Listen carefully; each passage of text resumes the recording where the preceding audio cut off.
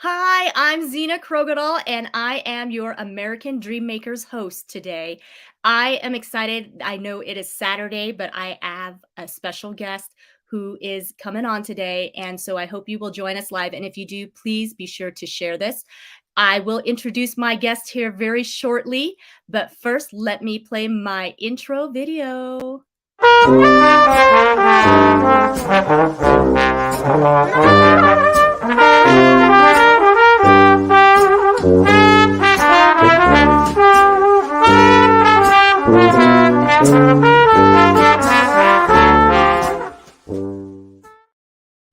Hello, hello, hello. I am back, Zena Krogadal, your American Dream Maker. I have a very special guest this morning, and his name is Jeffrey Wolfe. Jeffrey Wolfe has worked with technologies as mature as milling raw lumber to as advanced as virtual reality. He has incorporated new technologies into companies with teams as small as 14 people, as large as 65,000 people, always to increase profits while making jobs safer and hopefully more enjoyable.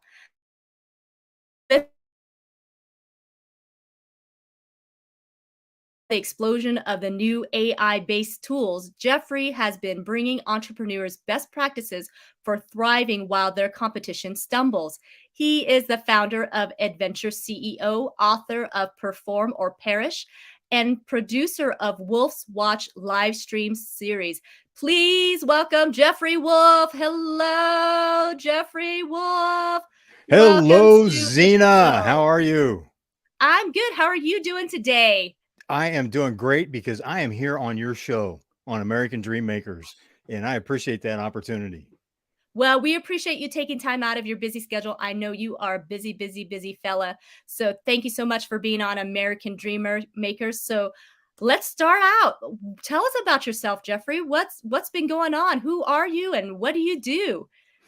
You know, I've found in the last couple of years, I have been surrounded by people that are really involved with looking at how they can execute moonshot projects.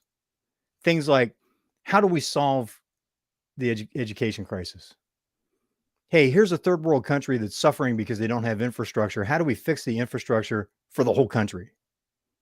How do we move the needle on homelessness so that that is radically reduced, if not completely, a thing of the past? And that made me think about, what am I doing? Why am I doing it? And now that's become my mental filter, my paradigm, if you will. When an opportunity comes along to say, hey, you want to get involved in this project, or I see something and go, wow, we could bring something to the table on helping with this. And does it tie to a moonshot goal? Because people are doing it. I want SpaceX, to me, the SpaceX advantage, I like to call it, because I was involved in the launch system development in my last assignment in the corporate world. So I go, SpaceX set the example. Let's let the rest of us do that. How do we get that clean sheet of paper so that we can write out what if, so that, as some of my mentors keep telling me, it's like, okay, you think you don't know the answer, but if you did, what would it be? And then surrounding myself with people that breathe life into that and charge that hill. Wow, that's great. That's quite the background there. So, and it's just, and then to do that. So in the small day, then it's like, okay, that's great. Now, what about the small daily things? It's like, am I sitting at, for example, last week I had an opportunity to work with a young man that was an intern at an event that I was at. And we got into this really in-depth discussion because I was thinking, where was my mindset at his age? And I was impressed with the types of questions that he was asking. And we got into really like third next level conversation, especially for someone that age, about how does what he's doing today affect his path in life going forward, but also the people around him, the people he meets along the way. And that's the kind of small action, to have that type of conversation, heart to heart, that helps bring, it's one or two gold nuggets to the plate for somebody, and go, here, try this, and watch their eyes light up and go, oh yeah, okay. It's moved the needle for them, which means it's moving the needle for the bigger issue, right? It's achieving the big moonshot things by working one person at a time, one company at a time, doing a company turnaround. So that's affecting a lot of people at one time. The book Performer Perish is based on a turnaround that I was involved with, and we affected 6,300 people by keeping that company open. And it still gets me emotional thinking about it because it was a different way to look at what we were doing. We weren't trying to make a buck. I mean, we had to be profitable. That was the core issue. The real reason for being in business was, what are they doing for their customers? How are they making their lives better? What are they doing for the people that are involved with the company in terms of helping them get where they want to go in life? And my counterpart at the company, when we sat down and really worked it out, we had that epiphany. It's like, there's 6,300 people that are affected by the decisions that we make in the next 15 minutes. Is that going to be a good effect, or is it going to be a bad effect? It's going to happen. It's going to be one or the other. Let's be purposeful about it and push it to the good side. Wow, that's great. When you first said moonshot, I thought you said moonshine. So I was like, oh. Yeah, I don't talk about that chapter of my life in public. I'm sorry. I was like, wow, we're gonna get into some nitty-gritty stuff here. Where did you grow up, Jeffrey? I grew up in Ohio, actually. I live in Los Angeles now. I grew up in Columbus, Ohio, which was a great place. It was not a really large city at the time I grew up, but it wasn't a small town. So it was a good mix, the state capital. So it brought a lot of different perspectives and activities that, that some towns wouldn't have had that size. But it was also an hour and a half from completely different environment in any direction you drove. We'd go an hour and a half southwest and we'd be in the foothills of the Allegheny Mountains. 2.5 hours were whitewater rafting in West Virginia. Go 2 hours north and we're like around Detroit area or the Michigan border. Go to Indianapolis. We did that once in high school. I got after a weekend sports thing on a Saturday night. We were all excited, so we drove to Indianapolis for breakfast. Got grounded for the rest of the summer for that, but it was memorable. So it was really an interesting place to grow up because it offered a good mix of city and farm. Some of our relatives and friends of the family still had working farms. So as kids, we got to spend weekends here and there, long weekends here and there, like 3-4 days on working farms and see what that experience was like. I still remember from when I was in grade school. I mean, we're talking 7 years old, waking up to a true farm fresh breakfast at the obscene hour of sunrise in the summer, which would be like 4:30, 5 o'clock. And gosh, I can still almost taste it. It was just, homemade butter. We had the bacon, which came from the pig pen that was out by the barn. I mean, that level of freshness is just such a different experience. That is sounds amazing, fresh bacon. But so how did you end up in Los Angeles then? I mean, the way you describe Columbus sounds so awesome. Why did you leave? Why did you make it all the way to the West? I was chasing jobs, right? Because Okay. I grew up at the time that a lot of the traditional industry in that region was really struggling. A lot of it was mismanagement. There was a lot of foreign competition that was really, was making it tougher, requiring changes, and they were struggling to change. And big companies, it's like an ocean liner. You got an ocean liner, it takes a couple miles to turn around. The big companies that were struggling to respond quickly to very effective competition from other companies, a lot of them offshore, jobs were going away, or at least what I had grown up with. Hey, you know what? Go to school, get good grades, get a good job, maybe go work on the auto line, go work for the tire company out in Eastern Ohio, those types of companies, the steel companies.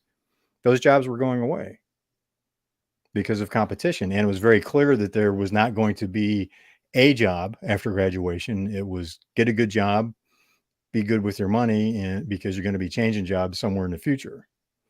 And engineering school was hiring with a very effective placement program at graduation. And it's like, oh, you place 93% of your people in nice jobs after graduation, within 90 days of graduation. I'm in. So I became an engineer. That was the Nice. extent of my planning for my life at that point. How long And I did was it dead take? set against going to California. A lot of my graduating colleagues ended up in Silicon Valley. Oh, wow. And I didn't even interview with most of those companies. You know, to be honest, I just didn't have the grades for a lot of them. But I don't, you know, that's just the truth. So some of them I just like going, yeah. There's one company they had a really rigorous test, and they were a globally known nameplate. And I got halfway through the test, and I just got up and balled it up and threw it in the trash, like, "Oh, this isn't going to happen." And then, I'm going for a motorcycle ride, and I had the opportunity to interview with Hughes Aircraft. I grew up reading about them in Scientific American. I knew about Howard Hughes. He was the Elon Musk of his era, revolutionized multiple industries from movie making to aircraft. And it's just like, oh, wow. And I talked to my dad. He was a great counsel. We talked it through. I really didn't want to leave. My mother had passed away the year before. And I'm like, yeah, I'm not going to abandon you, Bob. And he's like, you know what? Let's talk about this. And I kept asking him for his opinion. He's like, nope. It's like, you're a grown man now. Because you have to make that decision. It's like, oh, it's a hard decision. He goes, welcome to adulthood. Because you got to make the call. I'll support you in whatever you do. And I ended up in Los Angeles because it was just it was an offer too good to refuse. So you went to engineering school in Ohio? Yes. And how long did that take you? 3 years. I didn't take any time off. Went year round. And well, a little over 3 years. Were you in a specific engineering area? Electronics. Yes. Thank you for Okay. asking. I was in electronics. So and that was at the time the PCs were just hitting the marketplace and the business world. So we had to do things like in lab, build our own PCs, write our own operating systems. Some of our lab projects ended up being marketable products for some of the guys. So it was really, the last year was a lot of fun because we were into really advanced stuff in the labs. And we had, so it was a small private school.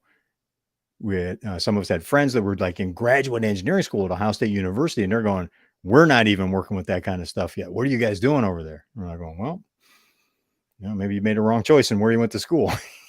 Yeah. But that was a good experience. And then Hughes just opened up a complete world that I never could have imagined. And it's like the day of the Challenger disaster in 1986, I had lunch with the colleagues of the Hughes engineer who was aboard the flight. We were managing the data for the flight through the campus, the facility that I was in. So we had a lot of front row seat. I wasn't directly involved, but we had a lot more front row seat on that than a lot of people did. Hughes owned 85% of the satellites that were in orbit at that time. So it's just, they were so far ahead of technology and stuff that really wasn't household names like today, that that was what changed my perspective on the world, was being able to see that, work with people that had done, the developer of the laser.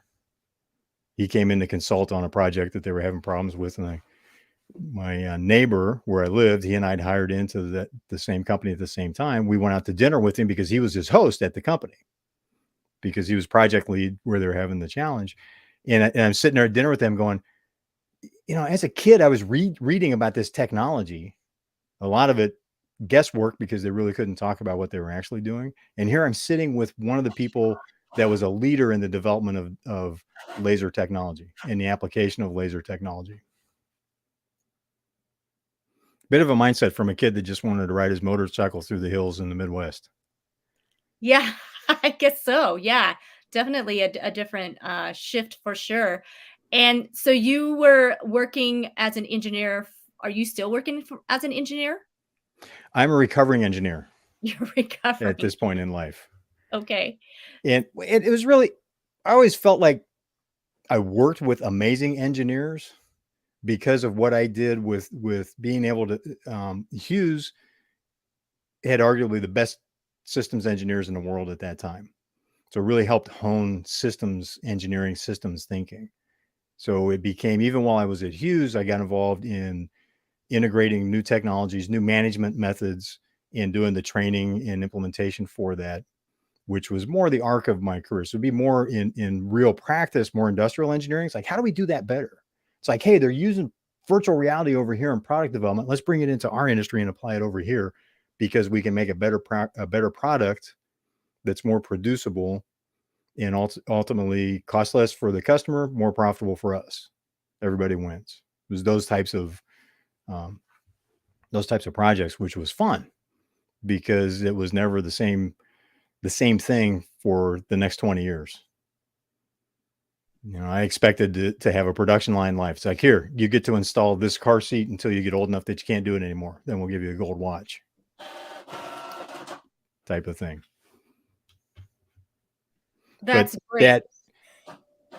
That led to opportunities of, once I was in the training room, seeing their lights come on in their eyes when the training was effective. So that's where I really started to get that fire for, you know what, this is helping people. This is affecting them as individuals. It's helping their career trajectory. The impact's going way beyond the content of the training when it's done well. And that I found to be really a lot of fun. And I kept taking next steps with that and found that when you're training or coaching, helping someone on their path in life, that really you get just as much, really, I would say more, you get more back in that process than you're able to deliver and help them with. And a lot of times those folks from that experience then turn around and they're doing the same for someone else. So this sets off a chain where, just like throwing a rock into a pond, you create a set of ripples. You can start seeing those ripples in the rings going out from the activity that you're doing and having a positive impact on other people. So it just kept expanding my perspective, breaking the paradigm that I had started out with. And I just continued to run with that and was fortunate enough to have guides along the way that say, hey, here, try this, consider this path. And that led to really being able to focus on, why can't we scale up companies? Because entrepreneurs provide opportunity for everybody. They're building a company for their reasons, to serve their customers, to build a financial future for their families. But at the same time, they're creating jobs. They're creating jobs at suppliers. They're creating jobs at competitors. Because if you do really good at if you're prospering at what you're doing, other people are going to look at that and go, wow, that looks like a pretty good thing. I'm going to throw my hat in the ring and try that too. That's great. That's great that you've arrived at that. So today, you've got Adventure CEO. You're the founder of Adventure CEO. Tell us about that. What is that? Adventure CEO is a media company that we produce our podcast, Wolfe's Watch, which has a strong focus on leadership. What's the experience like as an entrepreneur? What are we learning as entrepreneurs along the way in order to share that, so that as a viewer, if you're investing 30 minutes of your life into the podcast, or 45 minutes of your life into the podcast, you're walking away with something that you go, you know what, I can apply this and it'll help me move the needle on my mission in life.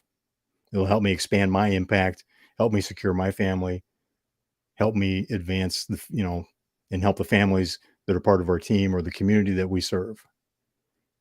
So the CEO stands for Chief Executive Officer, but Chief Executive Officers are also very much about continually expanding opportunities.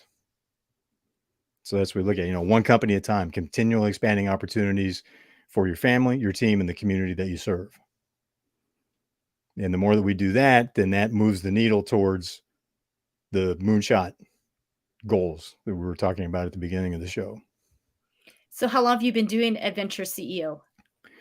Since 2014. Okay. So it's been quite some time. Yes. And we also, so we do that. We have media. Part of the media is producing gamified training. So it's fun, it's effective, it leverages adult learning more, and really ties to, training. We all experience education, which is about knowledge. It's like, here, let me give you some knowledge. Training is more about, here, let me help you improve this skill or acquire and apply this new skill. So it's a different perspective. So we look at, how can we be effective at that? how can we more effectively do leadership training? I had the opportunity with a colleague of mine to do training for an Army base and a Navy base on leadership, which was a great experience. And it's like, how do we more effectively lead? The military is really good at developing leaders to begin with, so that made it a fun environment to work on that topic. And particularly with leadership development, it's a very personal experience.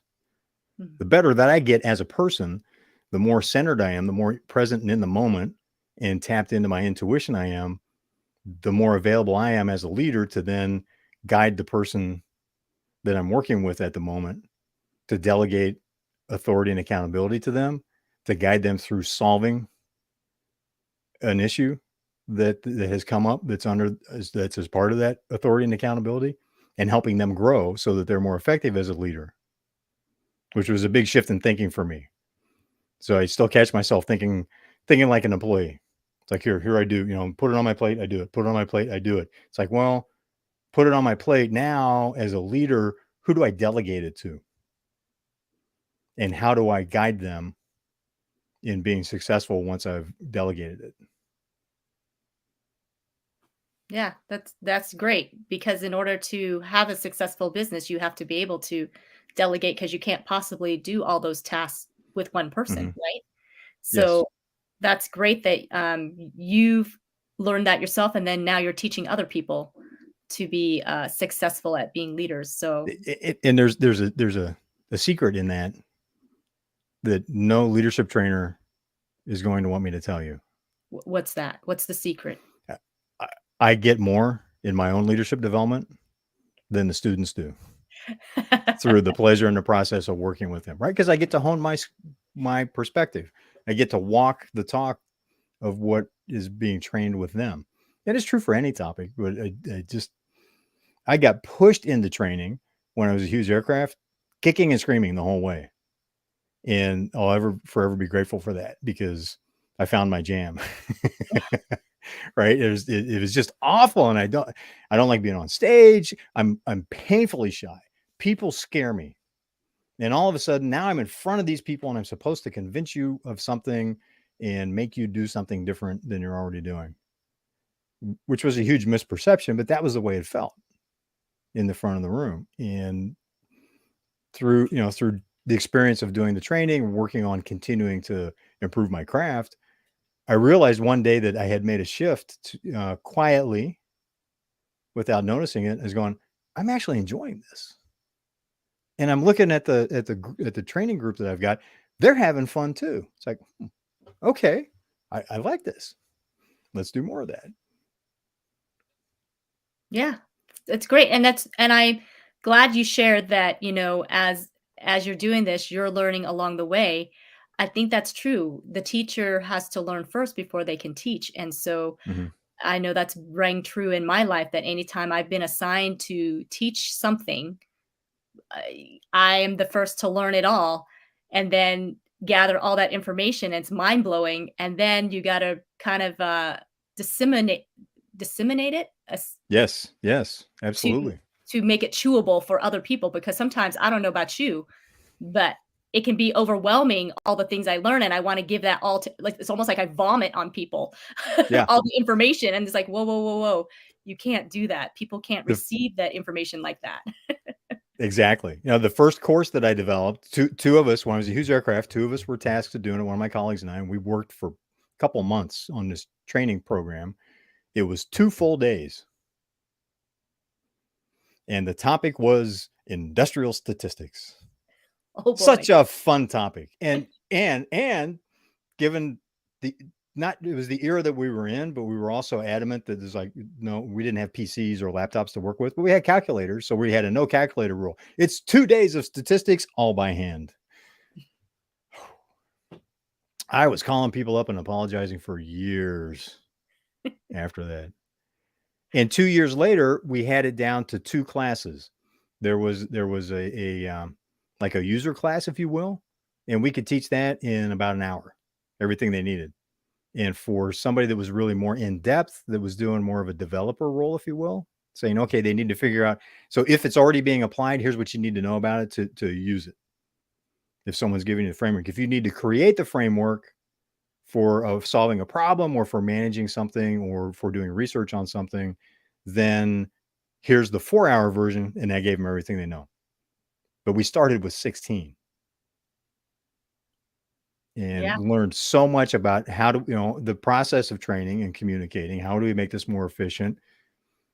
Being in front of a class and going, oh, let me explain this, blah, blah, blah. And then you see everybody sitting there going, was that English?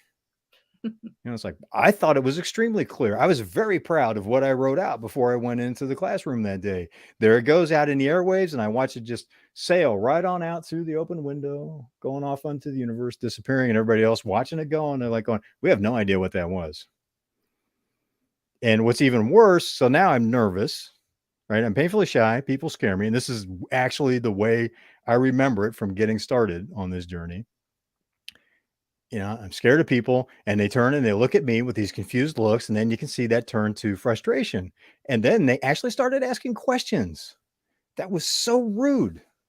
I already told them clearly what they needed to know. And now they're asking questions. And it's not, some of them aren't nice questions. They're very challenging questions because they're frustrated. And that's where I really started to master the content and also begin to say, okay, you know what? There's a different dimension here I need to learn so that I can be effective in communication. And I need to not have my knees knocking the whole time up here because I can't focus. I'm so scared. I'm having a hard time hearing the question because everything inside of my body, every cell in my body is going, it is time to go to lunch now. We need to just close down the class and leave and go off-site for lunch, not the cafeteria, but somewhere way far away. And I'm fighting that dynamic while I'm in front of the classroom. It's just like, oh my gosh. So that's why I spent years calling and apologizing. I'm so sorry that we subjected that to you 2 whole days out of your life. What a learning experience, though, it sounds like, that it really challenged and grew you. Obviously, you've, Yeah. come a long ways since then, right? Thank you. So Thank you. so I had really long blonde hair when I started. And this is the result from all of just that, from 2 days, huh? Oh, yeah, from those 2 days. It's been like this ever since that first 2-day class. Yeah, that's great. Well, I'll be sure not to volunteer for a statistics, teaching for 2 days then. Yeah, But but I had a mentor too, though. Actually a couple of mentors, even at that time, that showed, look, here, this is a terrible topic to teach. It's boring. They're not going to like it. They don't want to do it. They don't see how it's relevant. They already know everything. Why, it's that, and that's really where a lot of training starts. It's like, look, I already know everything I need to know. Why do you think I need to know this? Now, when we're advertising a webinar or something, that's a different dynamic, right? Now you've got a bunch of people who are going, okay, I'm interested in this. I want to see what you've got to offer. So that's a little bit different conversation. But starting with that internal training where they've been told by their boss, they got to be in this class. And oh, by the way, even though you're going to be in 4 hours in class, you still have to get your assignments for the week done on the job. So that just puts the trainer behind sure. a bit from the beginning. You really need to bring it. So it's like, how do you convince them right up front that this is going to help them when they get back to their desk, or to sometimes, train everybody from factory floor to boardroom. And sometimes, like, how is this going to make the job easier when they get back to the assembly line?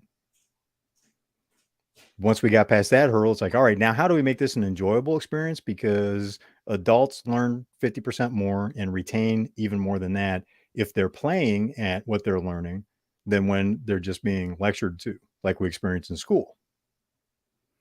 So we started looking, okay, how do we incorporate that into it? How do we make it fun?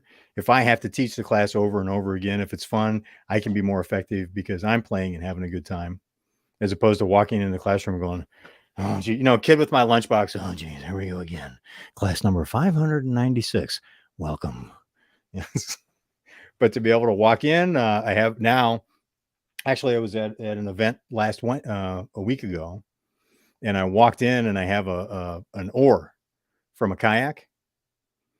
And first thing I did is I took the oar, stuck it up in the air. I only have half of it, so it's short. It's just about the length of my forearm. So I stick it up in the air and I go, okay, we're ready. And they're like, look, and I can see a few people look at the oar and I'm going, just want to let you know right from the start, you never have to worry about being stuck in a boat without a paddle when you're here.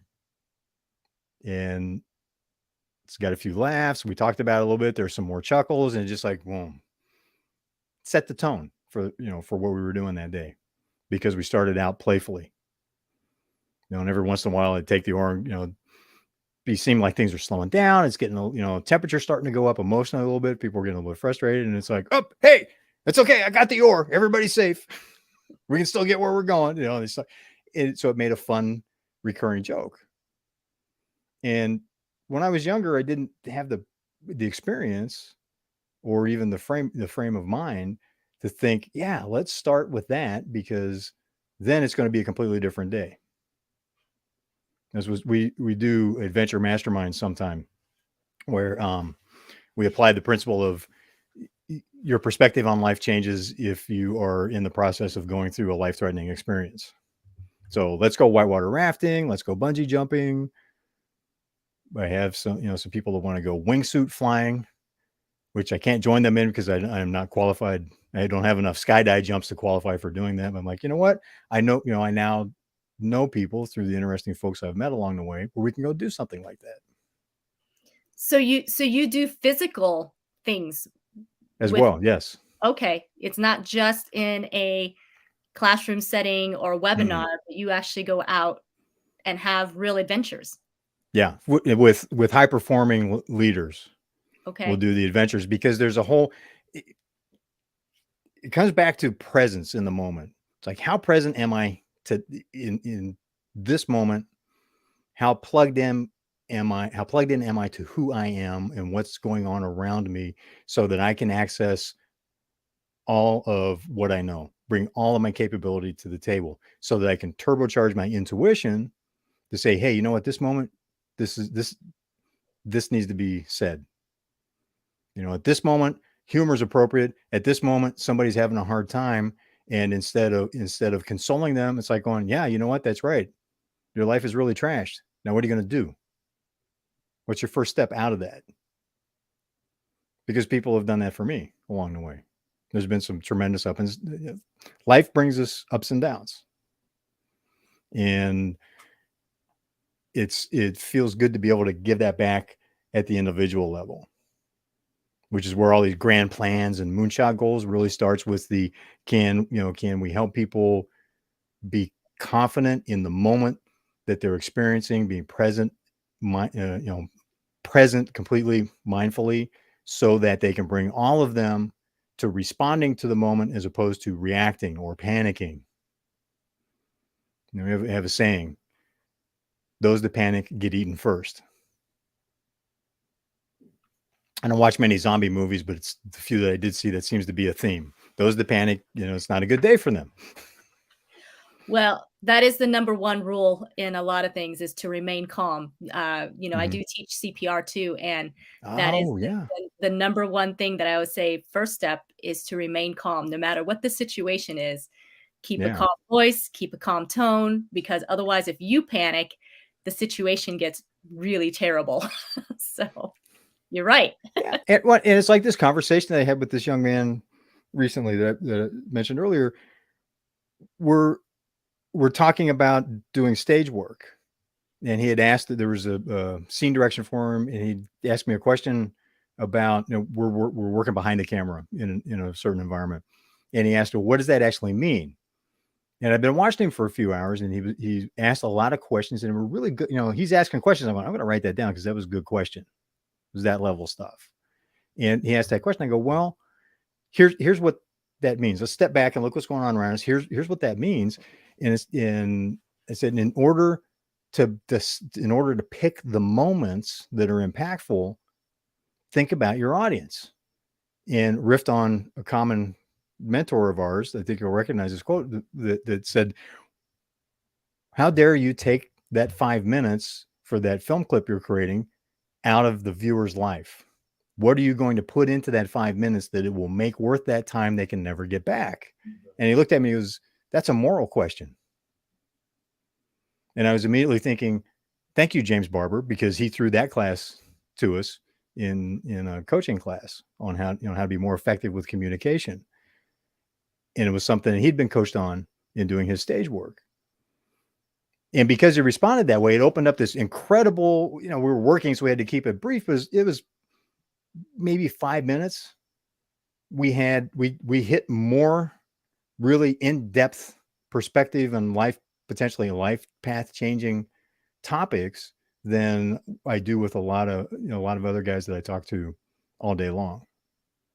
And it just left me thinking, wow, if he's willing to have that kind of conversation and ask those kind of questions as a young man, I want to meet him in 15 years and see where that's leading him. And that's the stuff that really matters in life, or those kind of moments, because now we're helping each other one-on-one, which is how some of those people that you help one-on-one will end up becoming an Elon Musk, or having, you see that they achieve something, go, wow.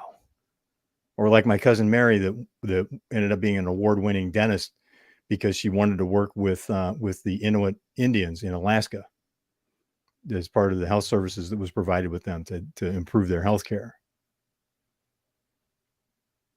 And we get to help people like that, but we also get to surround ourselves with people that are creating those kind of results.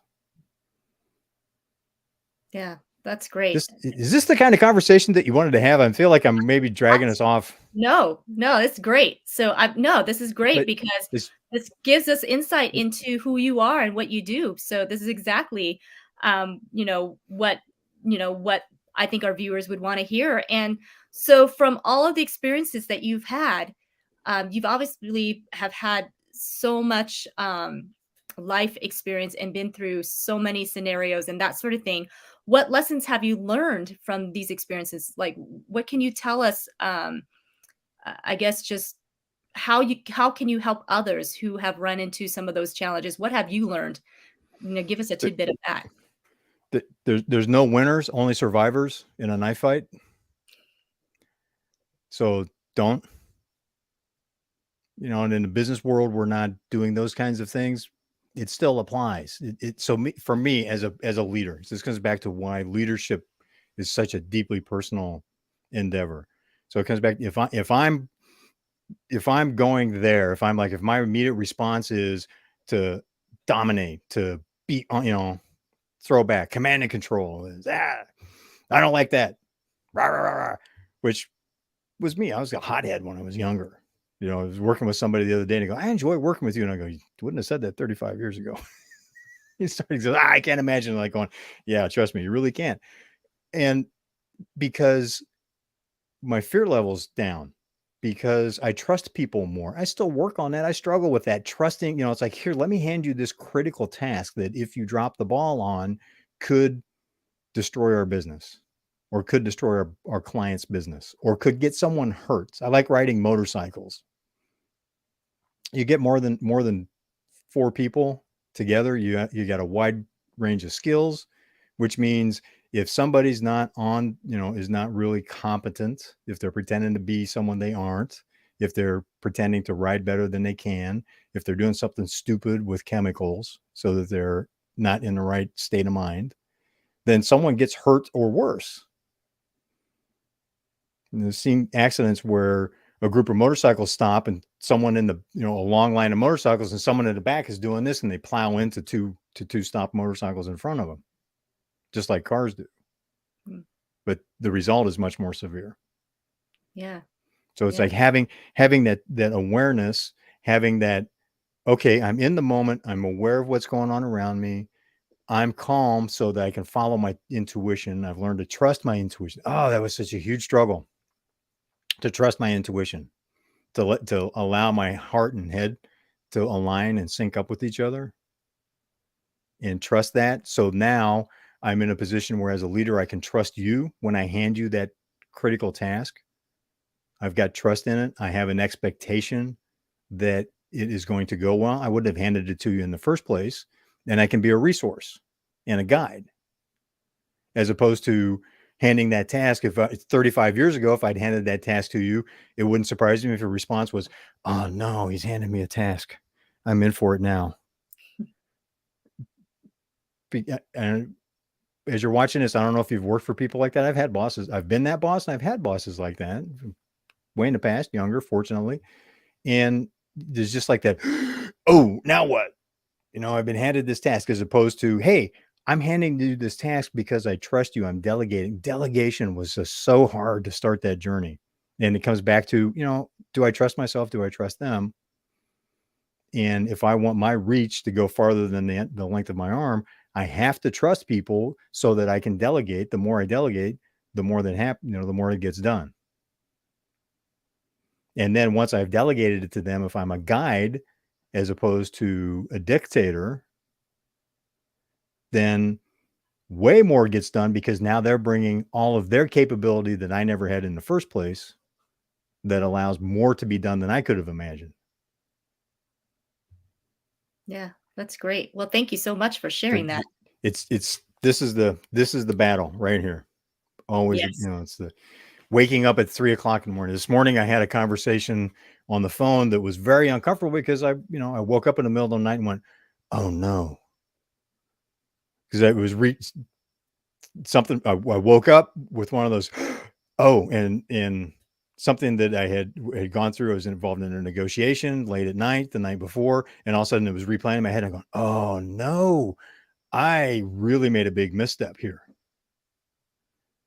And called the person who's running the project we're doing a negotiation for. And it's like, hey, here, I want to give you an out brief, but before we start, let me put this on the table right here. I'm concerned about this. I think I may have really caused a problem with this, this, and this. And the response was, you know what, that actually is going to work out well. I think it's better that you did it that way. Wow. And I was like, okay. And we had a conversation around that. Here's the key, though. 35 years ago, I wouldn't have had the intestinal fortitude. I'm looking for a polite word. The intestinal fortitude to call up and lead with that. Hey, you know what? I think I screwed up. I want to talk to you about this. I go, overall, it went really well, but I think I may have planted a seed that's going to blow it up because of this one thing, and start with that. And I was just like, you know what? Because of how I was, the state of mind that I was in when I made that call. It's like, I need to lead with this, because if that's not addressed and not right, then it's on me. If I put that on the table and then everybody's aware of it and can assess whether it's an issue and whether it's not, and how to respond or prepare to respond, then it's not on me, because now I have done my best to set it right. I still need to learn the lesson, right? And it's like, okay, I need to amend how I approach that, and which means my behavior will be different. And it wasn't like I had gone off on somebody. It was in terms of amending behavior, just means, you know what, I wasn't on point and on focus as much as I needed to be in that conversation. And it had allowed it to go outside the guardrails that we'd agreed to keep on the conversation, so that it was focused on our objective and wasn't getting into other things that would distract from the objective with that conversation. Well, kudos to you for being the first one to say, hey, I think I might have messed up, but I'm not sure. Can we talk about this? Because like you said, that takes a level of maturity that, we don't have when we're younger necessarily, because we try to, think, oh, hopefully they don't notice, or hopefully it pans out. But good for you for setting that example. So I applaud you for that, for sure. So as we kind of, wrap things up, I do want to ask you, what are you most grateful for in your life? The people around me. That would start in terms of what am I most grateful for in my life? It's relationships, starting with the relationship I have with my wife. I'm grateful for the relationship that I had with my dad growing up, because, excuse me, throughout my life, I've increasingly become aware of, as I get older, he gets smarter. And I have that sense of when I'm doing something, or I'll say something and I'll go, wow, that came from my dad, or that's my dad channeling through me. Or even cooler, stuff that he taught me from my about my grandfather, and that my grandfather, who I never met, had taught my dad. I'll say something and go, that comes from grandpa from 140 years ago. My father's father was born in 1880. And one of his pearls of wisdom that was passed down, that's more true than ever today, was don't believe anything you read and only half of what you see. And with today's technology, probably can't believe much of what we see or hear either. But it's the relationships that I have with people in my life today, and how I am, what I get from that, the way it fulfills my life, gives me opportunities to do things I couldn't have dreamed of, but also gives me the opportunity to contribute to their lives. And that is a really cool place to be. Yeah, that's beautiful. That's beautiful. So awesome. Well, thank you so much for being an American dream maker, that you're out there making people's dreams come true, to live the American dream, to scale the American dreams. You're a fantastic person, Jeffrey. If somebody would like to get a hold of you, how would they do so? They could go to adventureceo.com, and that starts as a way you can, if you've got a question or you want to, ask something, you can throw it out there, or put it in the comments as they're watching your show or the replay of the show, and we can get the question answered. But there's more information about what we do, the events, some of the speaking that I do, and a way to keep in touch. Yes, that's great. Well, as you could see, I do my best editing after I post, so that's what I was doing. My blooper reel is bigger than my content reel. I'm like, oh boy, I can't seem to spell adventure. But I think I got it now. adventureceo.com. Oh boy. So thank you so much, Jeffrey. You, like I said, I'm so glad that you took the time off today of your busy schedule to be here. You guys, when you watch this, please be sure to share this out. Jeffrey has a great message and a great heart to serve other people, and he's doing amazing things. So let's help him out, get this shared out, and get people that need him to boost their business and boost their personal lives, even business and personal, to get a hold of Jeffrey, because he definitely knows a thing or two and has been around the corner, and he has a great engineering mind, and he knows all things technical, it seems like. maybe I'm putting too much there, but you do, you Yeah, know. I know people that know all things technical would probably be more accurate. But thank you. So anyways, thank you again so much for being here today. Really appreciate you, and And appreciate thank you for what you're doing with American Dream Makers. I think that is such a timely, I love the title, and what you were talking about is so timely in terms of, how do you get started? How do you move forward? How do you scale up as you're doing that? How do you make it stick? Not just growing, but okay, how do you keep going after that and make it long term, make it sustainable? There's such a need for that. So thank you for creating this show with that theme. my honor and pleasure. So I will talk to you soon, Jeffrey. Have a wonderful, wonderful Easter, and we'll Thank you. chat You soon. too. Guys, thank you so much for being here on American Dream Makers. Again, please be sure to share this out. Jeffrey is an amazing person, and just would love to help him out there, getting his message and word out. So, American Dream Makers will be on break for the next couple of weeks, but when I come back, I have some really amazing guests, so you don't want to miss it at all. So, stay tuned. I will announce who that guest speaker is, but I will be back and back with some fantastic guests. So, in the meantime, have a wonderful Easter and be blessed and be fruitful and multiply.